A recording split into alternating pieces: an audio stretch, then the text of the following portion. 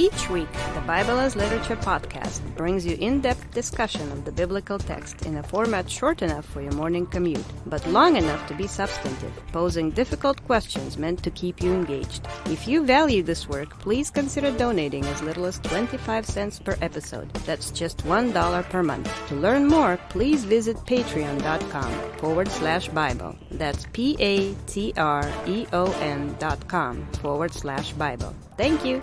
Hi, this is Father Mark Boulos with the Bible as Literature podcast. In a typical Disney movie, the writers present a protagonist-coming-of-age who faces adversity, usually an identity crisis, an injustice, or both, discovers who they are, overcomes their challenge, and then finally realizes their true destiny as king, queen, or a special person of sorts who can change the world. These stories are popular because they soothe our ego with reassurances of our self-importance and unique value. From the perspective of Scripture, they're the worst kind of lie. In the ancient world, it was bad enough that kings and emperors believed in their unique value and special destiny. Now, everyone is a Caesar in their own right. Yikes! Thankfully, the Matthean genealogy not only disbelieves David's destiny, but works actively to subvert it. Richard and I discuss the Gospel of Matthew, chapter 1, verses 4 to 6. You're listening to the Bible as Literature.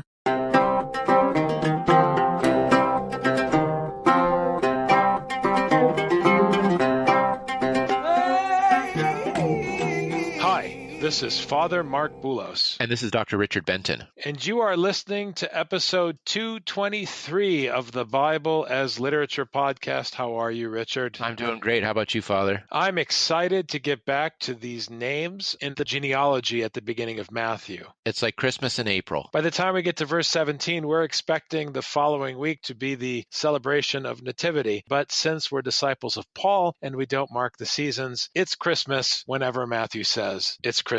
Aram was the father of Aminadab, Aminadab the father of Nahshon, and Nahshon the father of Salmon. What an interesting verse packed with meaning. And I know our listeners are thinking, what are these guys talking about? Well, if you do some investigation into the background of the names, you begin to see that verse 4 is a setup for the disruption in verse 5 and then ultimately the landing punch in verse 6. We talked about Aram last week, Richard, but Aminadab is an interesting name. In Hebrew, it means the people of liberality, but he's also the father-in-law of Aaron the priest. Right. One of the things that makes it a little bit tricky in Greek is that when they transcribe these names, it changes them. And so you have to do a little bit of work to get back to the original. Since this is a list of names, it's easy enough to see where these people fit in the Old Testament. But just for an example, Greek does not have the sound sh.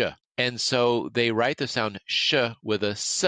So Salmon is Shalmon, Shalom, Shalom, Shelem. Those are all related words. Aminadab begins with the Hebrew letter Ain, which is equivalent to the Arabic Ain, which is not represented. So it's Ammi Nadav. Also the sound h in Nason, it's actually Nahashon. You have to understand what the Greek is doing when it's transcribing those sounds, and then back transcribe to see what the Hebrew was, and then bring that Hebrew meaning into these names as you're reading this list, because it is a fascinating list. If you are not pushing the text to mean everything that it could mean, you're not pushing it hard enough. It's better to push it and come up with a reading that you then have to discard afterwards because it's not convincing or it doesn't fit with the context than it is to just say, oh, well, the name's just a name, let's just keep going. We are here to push the text as hard as we can to try to extract as much meaning as we can, going as slowly as possible through these verses that on first blush have no meaning at all other than a list of people. Aminadab, as you said, or Aminadab, as we say it in English, the basic fact that he's the father-in-law of Aaron has to be held closely as we move through the other names, because Nahshon sounds very similar to and is related in the functional sense in terms of the consonantal root to the word Nahash in Hebrew, which means serpent, which is also a very important term in the book of Genesis.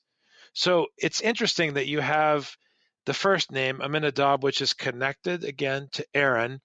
Then you have a name which implies a potential connection to Genesis and the serpent, and he himself is the father of Shalmon, if you say it correctly in the original Hebrew, who is the father of Boaz. But the key here is that Shalmon was the one who established the city of Bethlehem.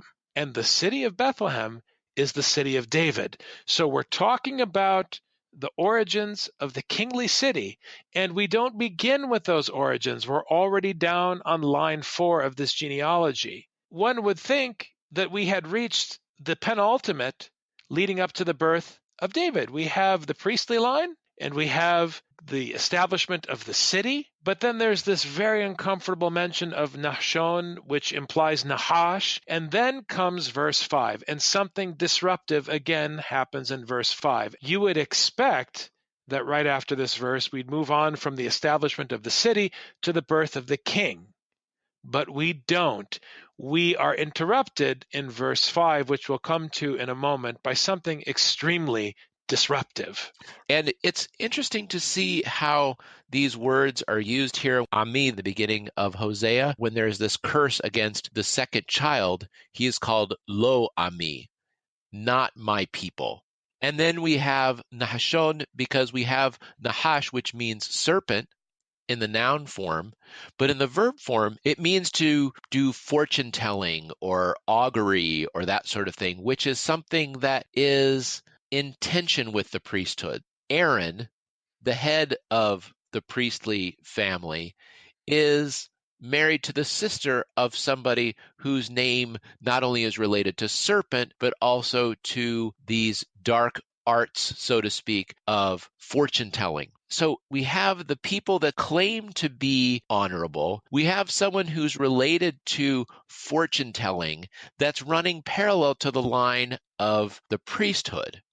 So running parallel to the priesthood, producing the kingly line, producing the kingly city, we have to be aware of where the line is going, that it sounds like it's going to a bad place. And like you said, Father, we're going to be disrupted here in verse 5, and it's fascinating what happens next. I want to read verse 6 first and then come back to verse 5 and 6.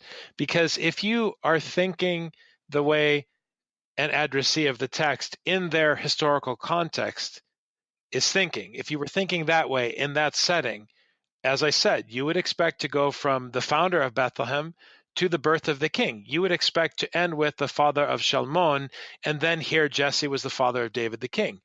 But that's not what you hear. What you hear next is Salmon, or Shalmon, was the father of Boaz by Rahab.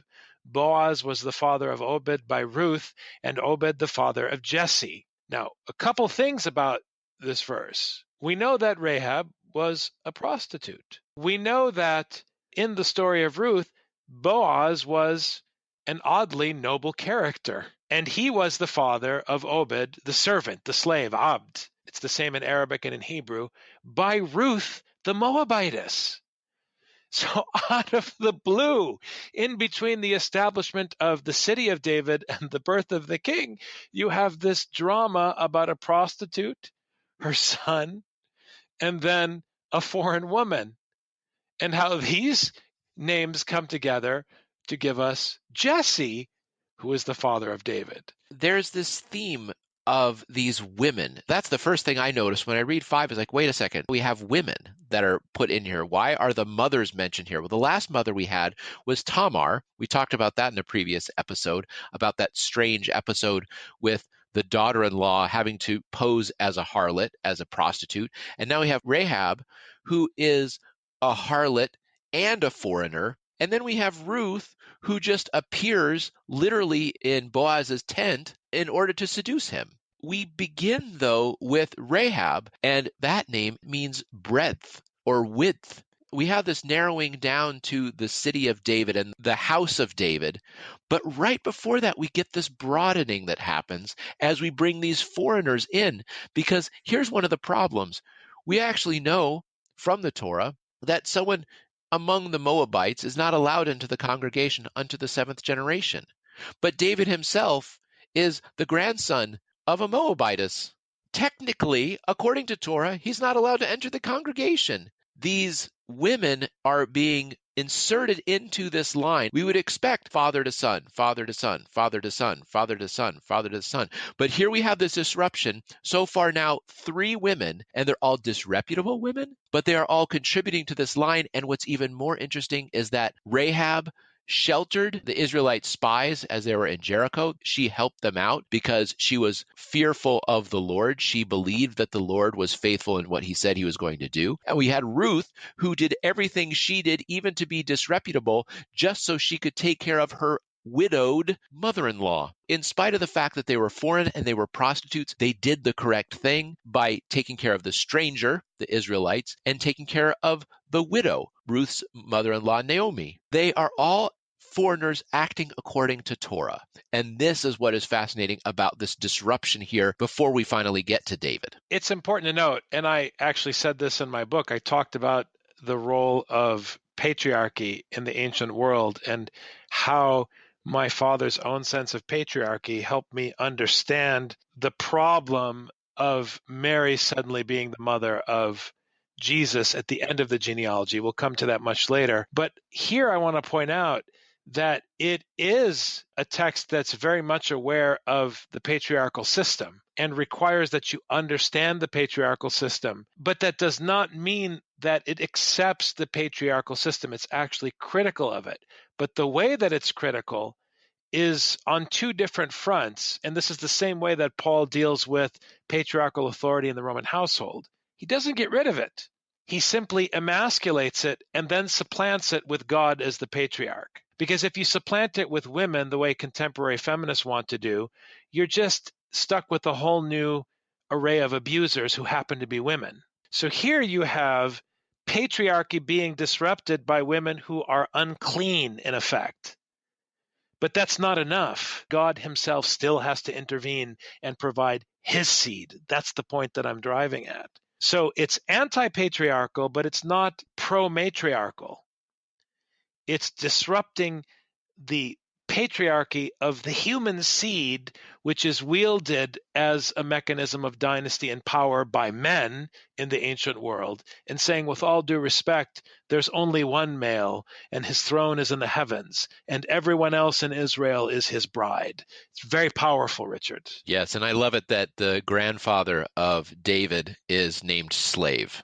I think that's just a wonderful addition to this line, who begat Jesse, and that means my wealth. So we have the slave that produces wealth that produces David. Each one of these names represents an idea or a concept or even part of a story. Once you line up these names, you don't just have a list of names, you have a list of qualities, you have a list of stories. Once you list those stories, then you've got an even broader story, and it tells a story in and of itself. So this isn't just a genealogy. Like you said, this is undermining patriarchy. This is undermining power. It's undermining wealth. It's undermining prestige.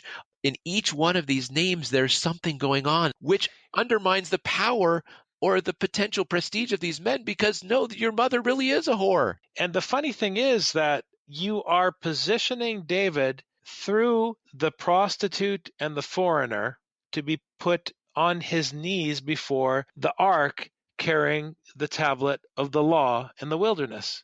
You are positioning David to be the slave. Again, I mentioned the Roman household just a moment ago.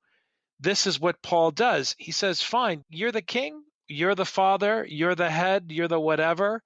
Fine, but you are the Obed of the Torah. And if you're willing to be the Obed, which, by the way, is what happened in 1 Chronicles, when one of David's company transgressed the ark, it didn't go to Bethlehem. It went to Obed, the servant who would be the custodian of the ark. So David, are you really the king? Are you willing to put yourself under the authority of the Torah? Are you an Obed or not? It's beyond anti-patriarchal. It's ultimately anti-human. It's emasculating all of us. It's stripping us of our ability to assert anything other than the wisdom of God's instruction.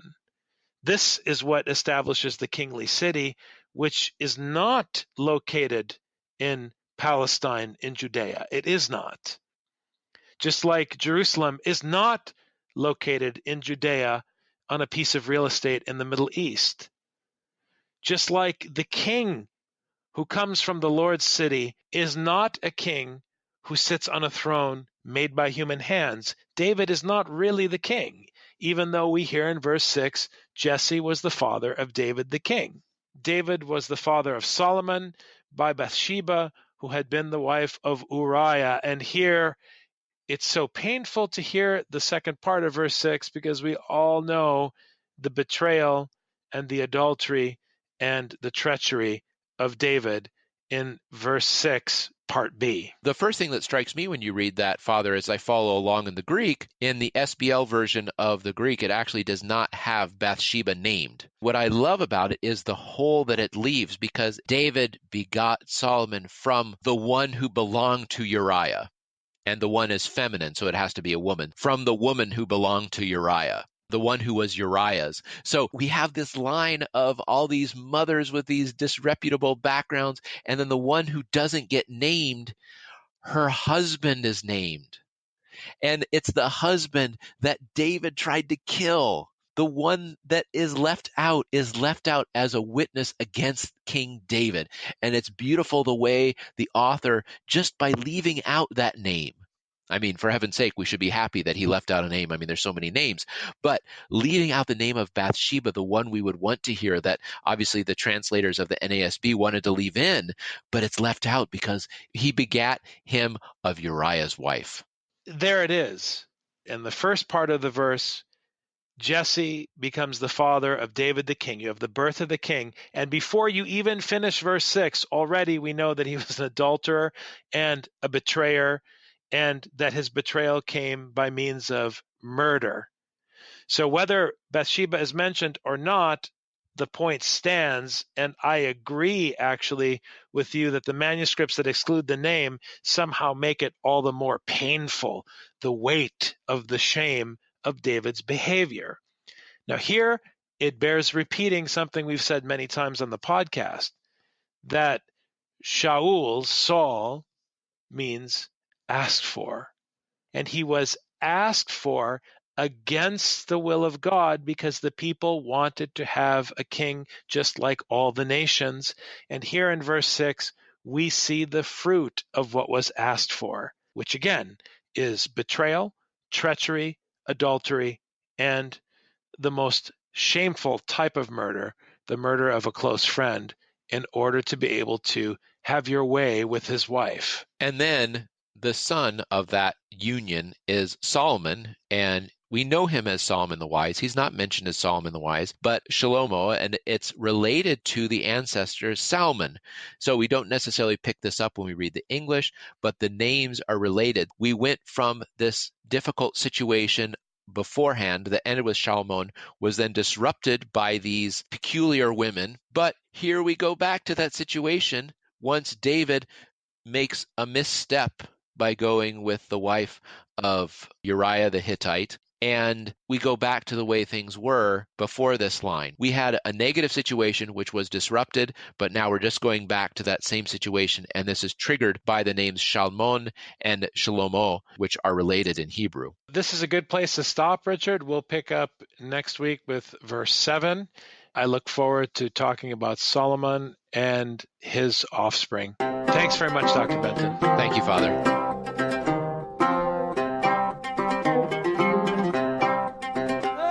You've just heard the Bible as literature. Thanks for listening. The Bible as Literature is a production of the Ephesus School Network.